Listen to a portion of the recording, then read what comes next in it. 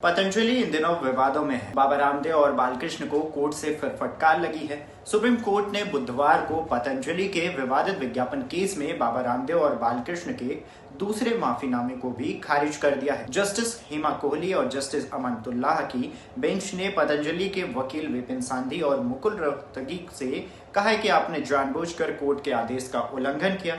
इसके साथ ही कार्रवाई करने की बात भी कही। इसके साथ ही सुप्रीम कोर्ट में सीनियर वकील रोहतगी ने बताया कि मामले में 2 हलफनामे भी दाखिल हुए हैं, एक पतंजलि और दूसरा उसके एमडी यानी बाबा रामदेव को लेकर। वहीं वरिष्ठ वकील पाटीवाला ने कहा है कि सुप्रीम कोर्ट की वेबसाइट से पीडीएफ डाउनलोड करने की अनुमति नहीं है। इसके आगे आपको बता दें कि उत्तराखंड सरकार की ओर से ध्रुव मेहता और वसंजा शुक्ला ने एफिडेविट पढ़ा। सुप्रीम कोर्ट ने कहा कि केंद्र से खत आता है कि आपके पास मामला है, कानून का पालन कीजिए। इसके साथ ही बताया जा रहा है कि वैसे तो कोर्ट ने बुधवार को माफीनामा ठुकराने की बात कही है, लेकिन 16 अप्रैल को ही पता चलेगा कि उसे स्वीकार किया गया है या नहीं।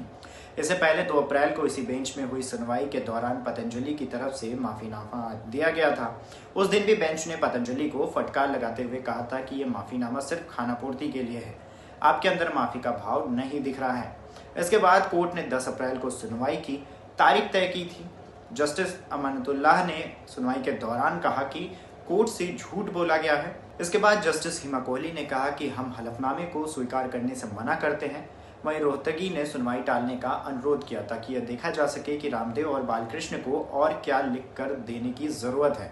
इस पर जस्टिस कोहली ने कहा कि हम कितनी बार समय दें। सुप्रीम कोर्ट ने मामले की सुनवाई के दौरान उत्तराखंड सरकार को भी कड़ी फटकार लगाई है। जजों ने कहा है कि केंद्र सरकार ने 2020 में मामला उत्तराखंड सरकार को भेजा था, लेकिन उत्तराखंड के अधिकारियों ने इस मामले में निष्क्रियता दिखाई। अब उन अधिकारियों पर भी कार्रवाई होनी चाहिए जिन्होंने इस मामले में कोई कार्रवाई नहीं की। कोर्ट ने सुनवाई के दौरान उत्तराखंड की दवा लाइसेंस अथॉरिटी के जॉइंट डायरेक्टर को भी कड़ी फटकार लगाई है। कोर्ट में मौजूद अधिकारियों से कोर्ट ने कहा है कि आपने अब तक इनके खिलाफ मुकदमा दर्ज क्यों नहीं कराया, यह क्यों माना जाए कि आपकी इनसे मिलीभगत है। बहरहाल इस खबर पर आपकी क्या राय है, हमें कमेंट करके जरूर बताएं।